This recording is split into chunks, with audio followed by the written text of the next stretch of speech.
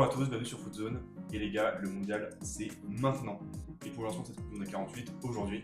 On étudie peut-être le deuxième groupe de la mort de ce tournoi. Un des groupes les plus intéressants. Ouais, le groupe E, donc Curaçao, Allemagne, Côte d'Ivoire, Équateur. Alors du coup, déjà, qu'est-ce que tu penses de ce groupe?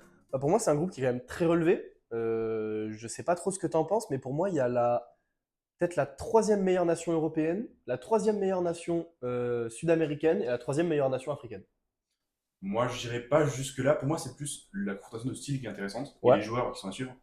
Troisième meilleur pour moi, pour Allemagne, c'est quand même un peu généreux. Ah ouais? Derrière l'Espagne et la France, tu mettrais qui? Quand même, moi, le Portugal quand même, me fait un peu L'Angleterre. rêver. L'Angleterre me fait. Ouais. L'Angleterre a un effectif bien supérieur et le Portugal raconte une meilleure histoire. Mais alors, je suis d'accord, ça fait partie des meilleurs. Côte d'Ivoire, ça reste un peu moins fort qu'avant, mais ça reste très intéressant. Pour moi, c'est vraiment sur les histoires qui sont écrites, sur les styles de jeu. Ça reste un des groupes qui va être peut-être un des plus intéressants à avoir, avec les confrontations les plus intéressantes. Ouais, moi, ça me hype énormément ce Oui, groupe-là. clairement. Et déjà, juste la présence de Curaçao, il faut qu'on en parle. Bien sûr, on est obligé. C'est toi que tu t'es beaucoup renseigné, tu as Ben même oui. acheté le maillot de. Complètement, on l'a vu, je l'ai mis pour les vidéos ABC.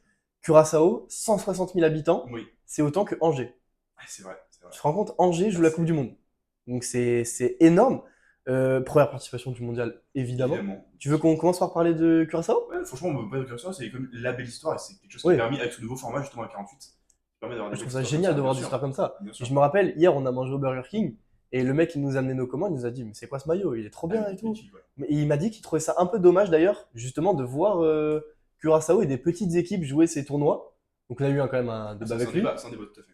Que nous, franchement, on pense que c'est cool d'avoir des équipes comme ça et qu'il faut avoir plus d'équipes considérées comme petites. Que en fait, c'est cool, surtout Curaçao, il y a une histoire et c'est quand même un effectif qui est, on va le voir juste après, qu'on trouve très intéressant.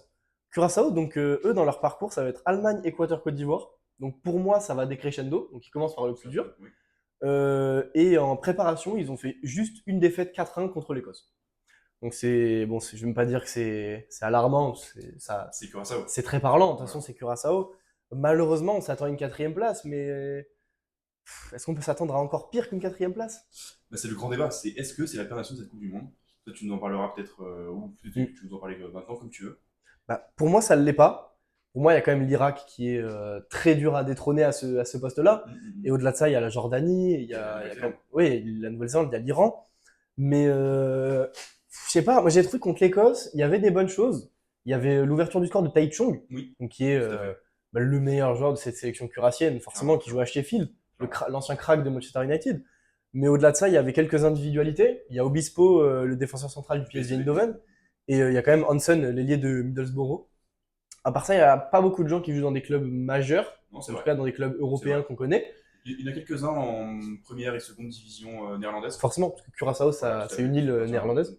Mais non, c'est. Voilà. On sait pas trop quoi en penser. Non, moi, ça va être dur. En plus, ils sont tombés vraiment dans un groupe qui est horrible pour eux, où ils n'ont aucun affrontement facile. Je te rejoins sur le fait que c'est pas la pire, pour le coup, nation. Je pense vraiment qu'il y a pire.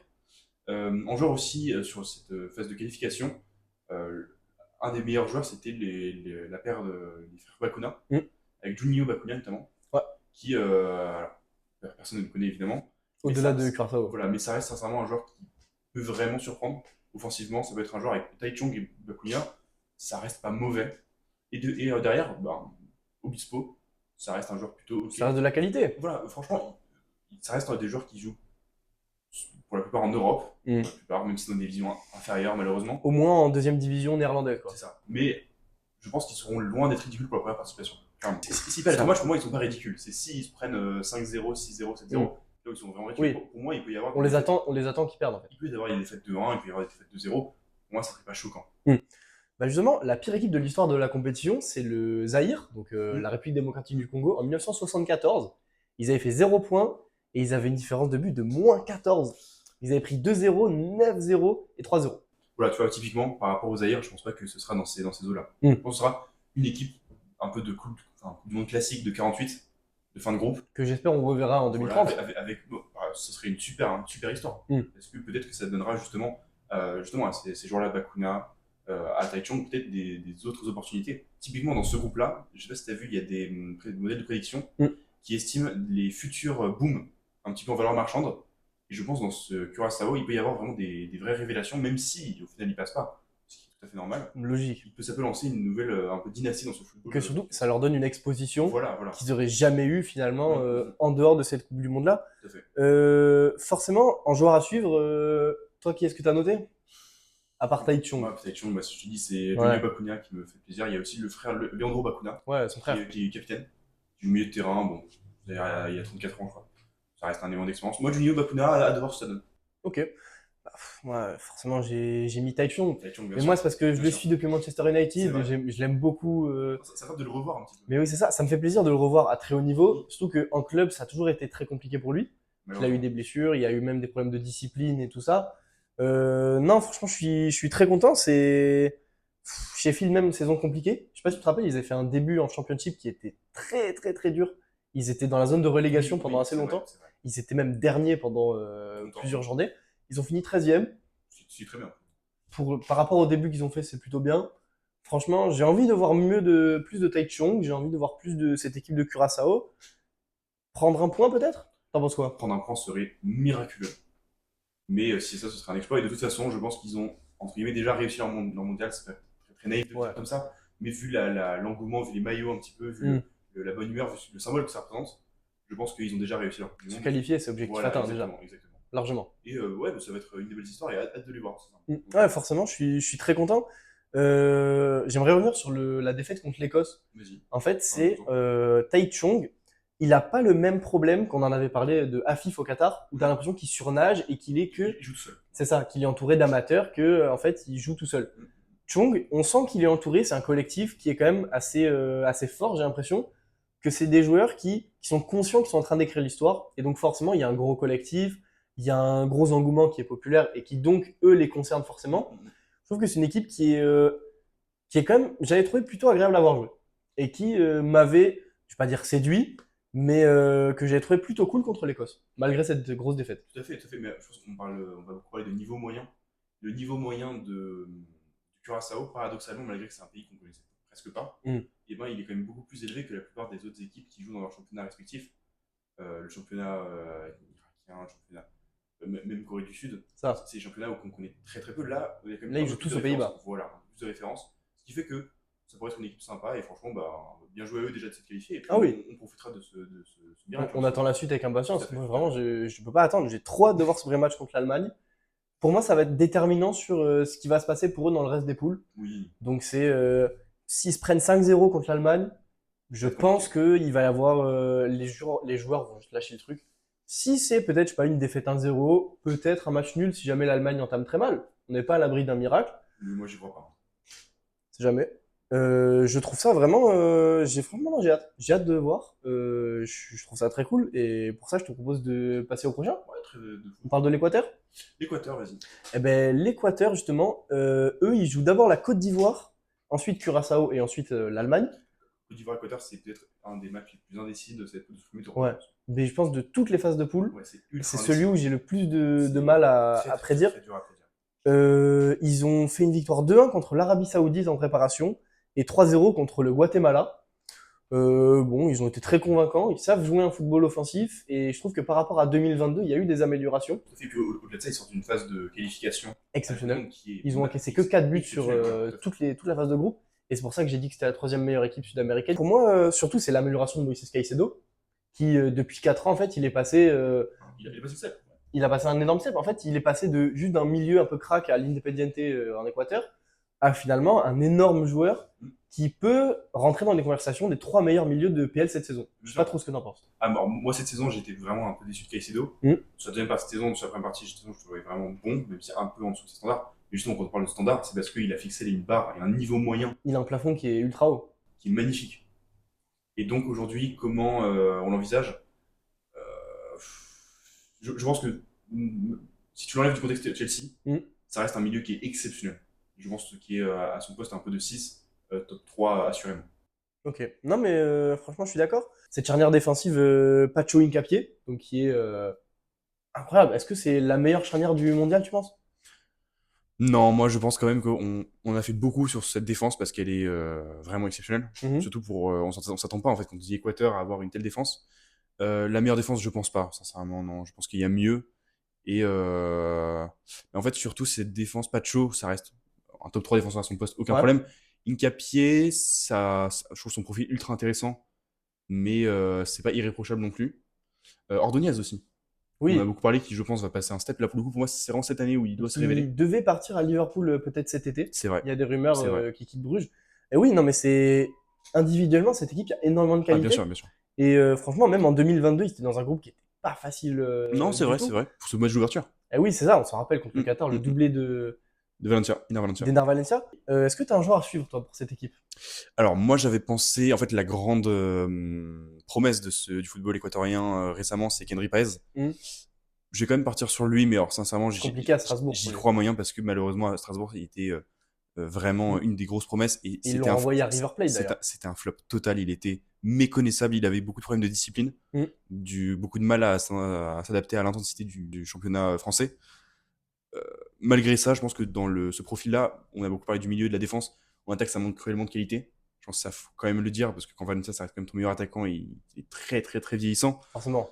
ça reste un peu inquiétant. Et Kendry Páez, en sortie de banc, pourrait peut-être se relancer dans un contexte qui est beaucoup plus favorable.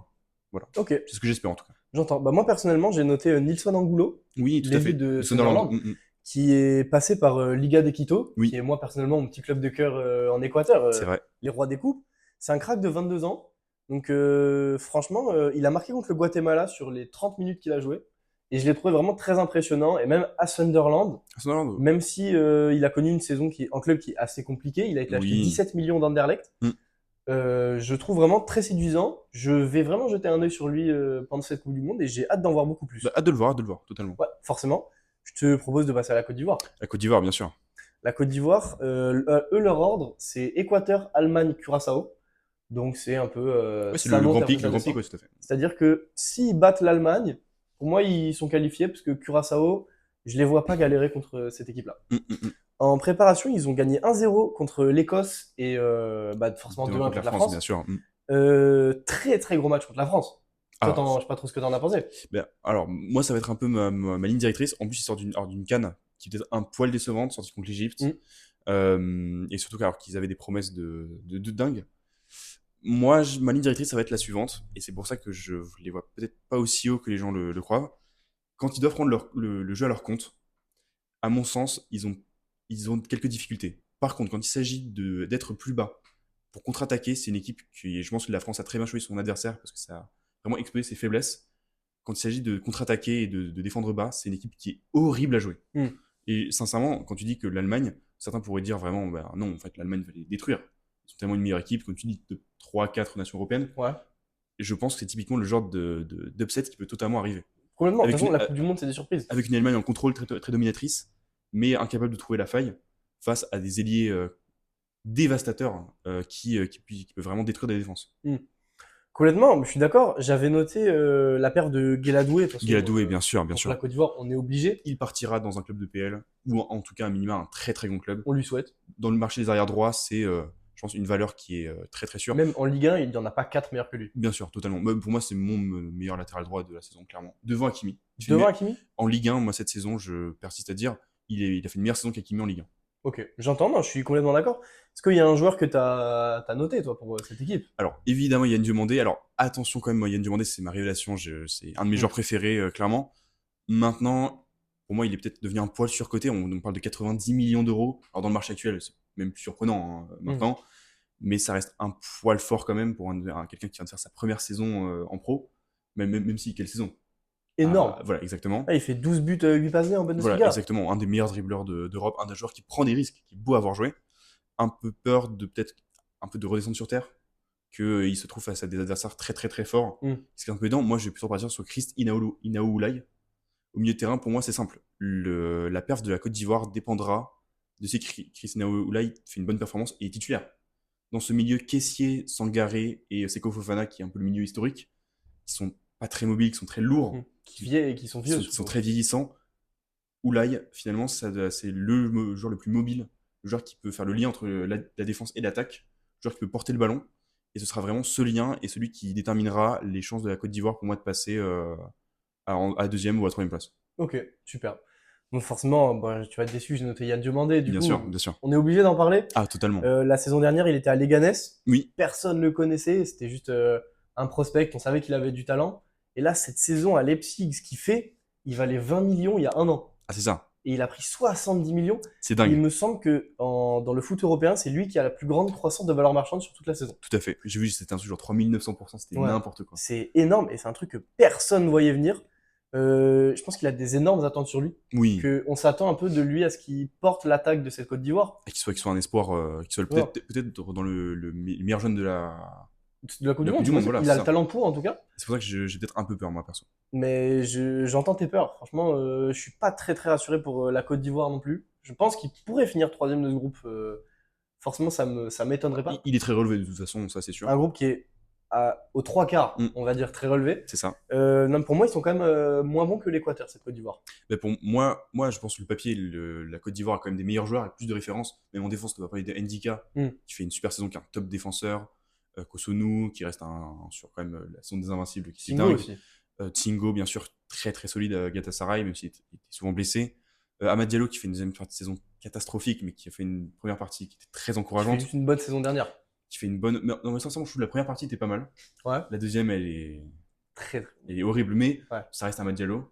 Même, on n'a pas parlé de naturalisation de Ange-Johan Boni et de Eli Way, qui vont vraiment compenser Evan Guessant. Eli Way qui fait une super deuxième moitié de saison à Nice. Qui est une des raisons pourquoi ils sont sauvés. La raison pour moi, parce qu'il marque contre Saint-Etienne, il met un doublé. C'est vrai. Même dans des matchs, il marque du coup au Vélodrome. Voilà, mais il marque. Non, c'est vraiment très bon retour. Ah oui, c'est une très belle équipe de la Côte d'Ivoire, surtout. Tout à fait. Mais je pense que dans ce groupe-là, donc le groupe E, on a vu qu'ils jouaient. C'est Équateur en premier. Oh, le connard de merde. Non, mais tu sais qui est-ce qui joue en sortant des poules? En sortant des poules, mais on fera plus tard, c'est pour moi. Mais attends, mais je crois que je l'ai mis. Mais je le garde quand même parce que c'est bien d'en parler quand même. Moi j'ai vu, il y a une grande chance d'avoir France Côte d'Ivoire. C'est 2 I et 1 E, c'est un 3e. Ouais. Ok. Pour le premier. Ouais. Mais pour le deuxième, notamment, il y a beaucoup de chances d'avoir. Donc ça peut être France, ça peut être Norvège. C'est ça. Moi, ça sera Norvège. Moi je pense qu'il y aura encore France Côte d'Ivoire. Attends, c'est 2 E, 2 I, ouais. Et on a vu que surtout, en fait, ce groupe E, le gros problème, c'est que le deuxième du groupe prend le deuxième du groupe I. Le groupe France-Norvège, Sénégal-Irak. C'est la partie de la mort. Ouais. Ça, clairement. Et il y a de grandes chances d'avoir notamment vers la France, on peut avoir des Norvège-Allemagne, des France-Côte d'Ivoire, des France-Allemagne. Terrifiant. Sincèrement, les possibilités de ce groupe dès les phases éliminatoires sont horribles. Bah oui, mais surtout, alors que le premier du groupe prend un 3e, c'est ça. Qui pour le coup est beaucoup plus abordable. Horrible. Je suis fatigué. Horrible. Je suis fatigué. Ils prennent un 3e, du coup, non, forcément, c'est plus rassurant d'un côté, alors que de l'autre, c'est un peu le tirage de la mort. Oui, clairement. Je pense qu'on n'a pas envie de finir deuxième de ce groupe. Ah non, vraiment, par pitié. Et que ce soit l'Équateur, la Côte d'Ivoire, ou peut-être Curaçao, vraiment, moi, je suis très pessimiste pour. Je pense que la Norvège. Je comprends. La Norvège en 32e de finale. Ah, c'est horrible. Ça peut faire très très mal. Et je pense que c'est une équipe qui peut tout écraser sur son chemin. Tout à fait. Et peut-être parlons du favori du groupe, du coup, maintenant. Bah oui, on peut passer à l'Allemagne. L'Allemagne, du coup, dans l'ordre, c'est Curaçao, Côte d'Ivoire, Équateur. Ouais. Donc ça va crescendo. Crescendo, c'est ça. Donc ça va être plus corsé pour eux sur la fin. Donc ils pourront peut-être faire tourner au début et mettre leurs meilleurs joueurs sur la fin. En préparation, ils ont gagné 4-0 contre la Finlande et 2-1 contre les États-Unis. Du coup, on vient d'en parler. Je sais pas trop, mais moi j'ai trouvé cette victoire contre les États-Unis pas très convaincante. Non, c'est vrai. Et la victoire contre la Finlande, bah on s'y attend finalement. Oui. C'est pas rassurant, c'est une logique. Les attentes sont fortes au fait sur l'Allemagne. On attend beaucoup. Leur préparation reste malgré tout satisfaisante. Ils restent en plus sur un Euro qui dans le jeu était vraiment très intéressant où certains disent qu'ils auraient même pu passer face à l'Espagne en demi-finale. Voilà, c'est ça. Donc non, pour le coup, c'est sur une meilleure trajectoire qu'il y a quelques années, où c'était vraiment très compliqué. 2018 et 2022, où c'est en poule à chaque fois. Les spectres de la Coupe du Monde avec l'Allemagne, c'est une catastrophe. Ah oui, c'était désastreux. Mais je me rappelle, en 2018, il y avait des attentes énormes. Oui. Et ils sont sortis dans le groupe Suède, Mexique, Corée du Sud. Un fiasco. Ah, je me rappelle, surtout le match contre la Corée du Sud, ils prennent 2-0, je crois. Oui. Et il y a un but à la toute fin, où c'est sur une grosse contre-attaque. Et juste, en fait, l'attaquant, il vient, il pose le but, le ballon dans les filets. C'est ça. Et c'était ridicule. Et ça résume parfaitement, pour moi, cette Allemagne, du coup, sous Joachim Löw en 2018, et finalement sous Flick en 2022. Ouais. Pour moi, non, c'est vraiment c'est compliqué. Il y a une mentalité qui est quand même bien différente. Ça a évolué depuis 2022. Il y a des cadres qui ont bougé. C'est la dernière de Manuel Neuer, par exemple. Oui, tout à fait. Et ce sera pas la première de Ter Stegen, qui ne jouera jamais de Coupe du Monde, Ah non, finalement. qui jouera jamais de Coupe Donc, du Monde. C'est le maudit. c'est le maudit. Il n'a jamais joué C'est ça. une seule minute en tournoi majeur Ah, pour c'est l'Allemagne. terrible. Est-ce que toi, pour ton joueur à suivre, ça a changé depuis la blessure de Lennart Karl ou pas? Alors, moi, de base, j'avais pas Lennart Karl. Ok, Même si, bon, ça restait une curiosité. En fait, l'effectif de l'Allemagne, il est monstrueux. énorme. Il est monstrueux. Déjà, tu parlais de défense un peu de l'Équateur. Moi, la défense de l'Allemagne, sur le papier, Mm. c'est exceptionnel. C'est énorme. Moi, je trouve Tash Lauterbeck, c'est magnifique. Même dans les trucs, t'as Brown ou t'as Raum en latéral gauche et puis t'as Kimmich, qui du coup, maintenant, en sélection, joue latéral droit. Écoute, bon, même s'il joue pas vraiment latéral droit, C'est un latéral droit qui revient dans l'axe. exactement, il revient souvent dans l'axe. En tout cas, cette défense, elle est très cohérente, avec des profils très très intéressants, donc hâte de voir ça. Le milieu reste Incroyable. le milieu, voilà. On Avec, connaît. du coup, première grande compétition pour Pavlovic. Il était blessé pour l'Euro, c'était tellement dommage. Voilà, et en plus, dans le secteur offensif, il y a des joueurs qui sont pas forcément flamboyants en club, à l'image de Wirtz, mais qui en sélection, pour le coup, font toujours du bien. Moi, je me rappelle Wirtz, par exemple, en fait, il était vraiment rayonnant avec le maillot d'Allemagne. Je me rappelle, par exemple, au début de saison, tu sais, quand il galérait vraiment avec Liverpool à marquer, qu'il marquait pas, il était jamais décisif. Bah en fait, il avait, je sais plus contre qui c'était, mais il a une action où vraiment, en fait, il met un but en sortie de surface, je crois.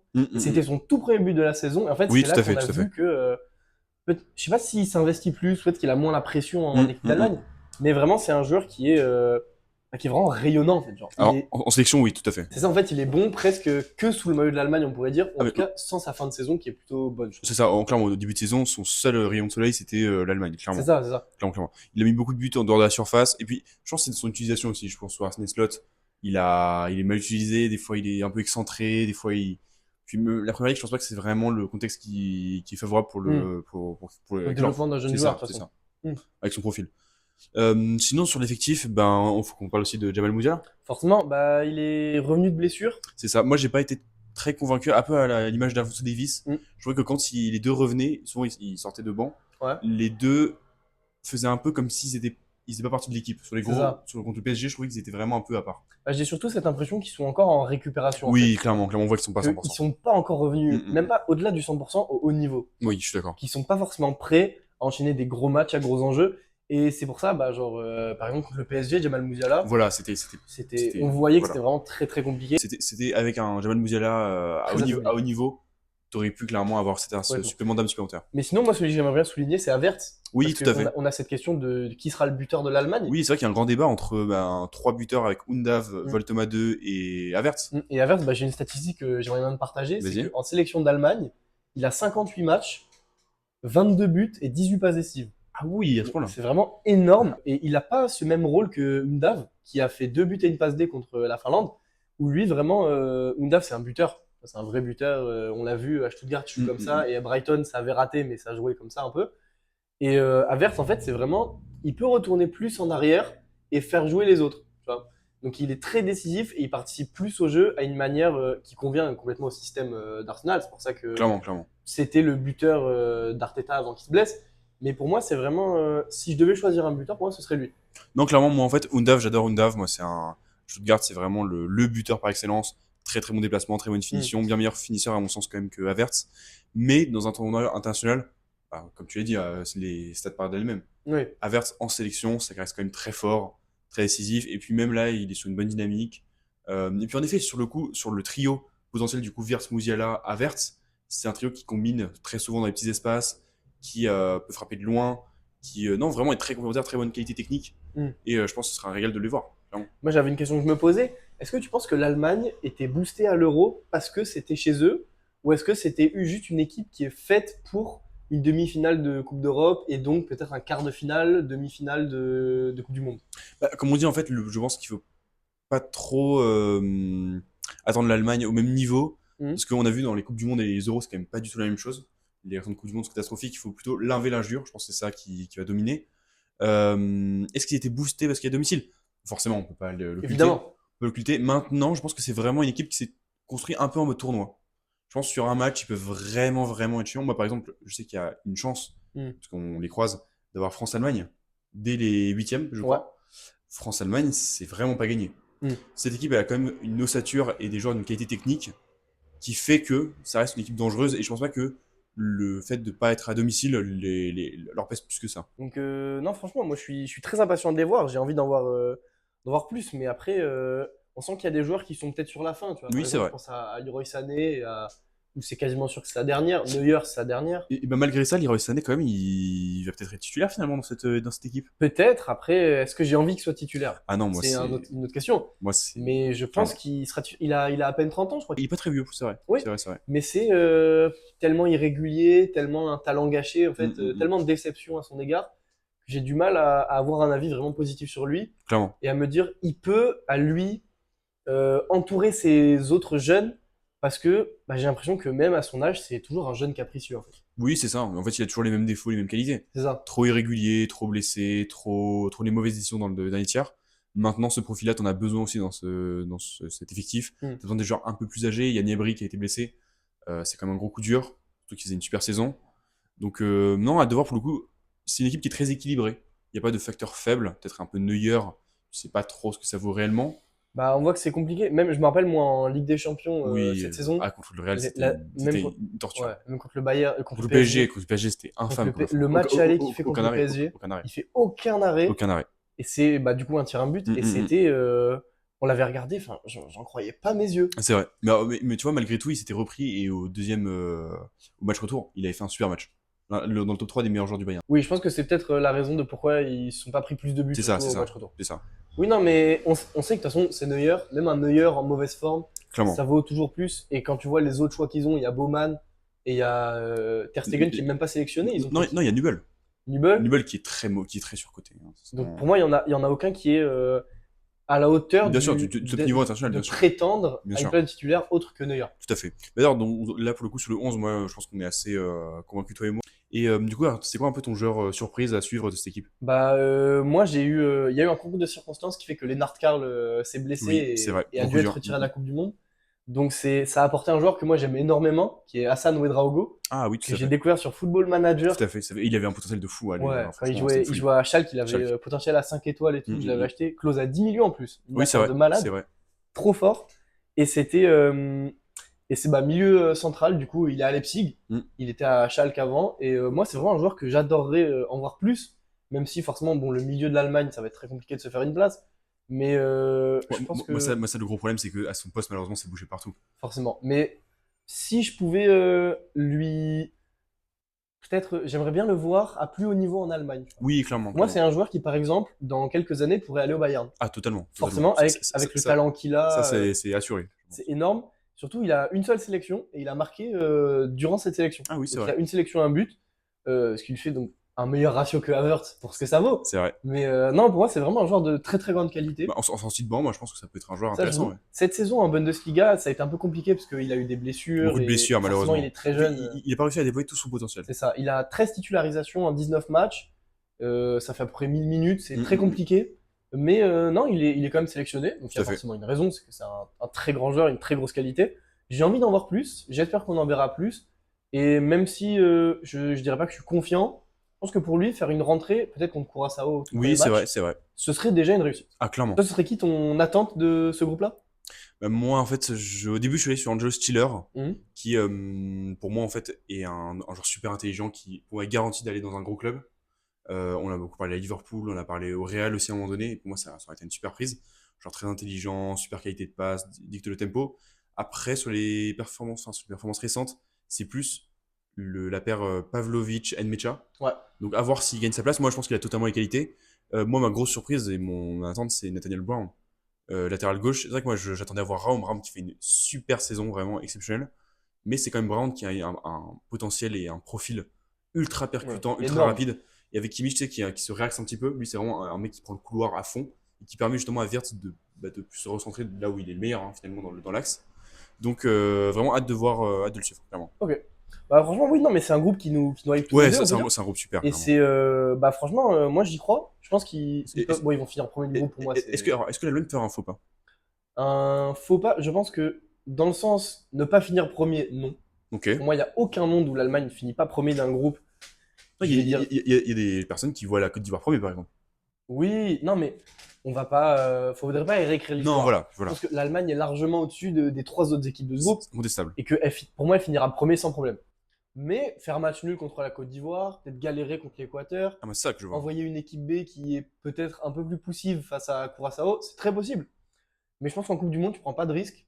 Et il faut pas prendre ces risques-là, surtout quand on voit que dans les 2 dernières éditions, la phase de poule, c'est là où ils se sont arrêtés. Oui, c'est vrai. Je pense qu'il y a forcément des traumatismes, forcément des joueurs qui s'en rappellent, qui étaient là en 2022 et certains qui étaient là en 2018. Donc non, on a envie de voir qu'ils prouvent qu'ils peuvent montrer ce nouveau visage en fait, et que les fantômes de 2018 et 2022 ne reviennent pas. Ah, clairement, clairement. Moi, c'est pour moi l'enjeu numéro 1. Moi, je pense en effet qu'ils vont finir premier, même si c'est pas garanti. Pour moi, ils vont le faire assez tranquillement. Maintenant, en termes de faux pas, je pense qu'ils peuvent clairement faire un match nul. Moi, je ne vois pas trop sur l'Équateur, parce que même s'ils ont une très bonne défense, je pense qu'ils ont les joueurs assez techniques pour pouvoir débloquer la situation. Pour la Côte d'Ivoire, j'ai un peu plus peur, en profondeur, contre un bloc bas. À voir ce que ça donne, mais ouais, très très hype pour ce groupe. Un des meilleurs groupes de la Coupe du Monde, un des plus Ah oui, excitants. franchement, c'est niveau qualité de toutes les équipes, c'est Un des on va plus se régaler. indécis, et puis hâte de voir ça donne sur le terrain, vraiment. Ouais, ah oui, mais ça va être un plaisir. Franchement, j'ai très hâte. Clairement. Est-ce que tu as une prédiction pour finir un peu sur ce groupe ou pas? Moi, ma prédiction, c'est que Curaçao prend un point. Ok. J'ai envie que. Ce serait un exploit. Forcément, j'ai vraiment envie que ça arrive. Oui, c'est vrai. Je pense que je me convainc un peu que ça peut arriver, mais pour moi, je sais pas, peut-être un match très difficile où ça bataille très très fort, peut-être contre la Côte d'Ivoire, peut-être contre l'Allemagne si jamais ils envoient l'équipe B. J'ai envie que ça arrive. Pour moi, ça peut, c'est possible. Ouais, clairement. Pour moi, c'est un dernier qui est évident, mais c'est pas une faiblesse à tous les postes. C'est pas compliqué et c'est pas un groupe où il y a aucune chance de Non, clairement. sortir quelque chose. Clairement. Comme par exemple le groupe de la France. Ou pour l'Irak, pour moi, ça va être très compliqué, mais ça, on y reviendra. C'était le groupe E, du coup, Allemagne, Curaçao, Équateur, Côte d'Ivoire. Donc, un plaisir. Super, et puis super hype, franchement, de Ouais. voir ça donne. Des très gros matchs Super hype. en attente, on va tous les regarder. Parfait. Bah, merci beaucoup, en tout cas. Merci Merci d'avoir d'avoir regardé. regardé.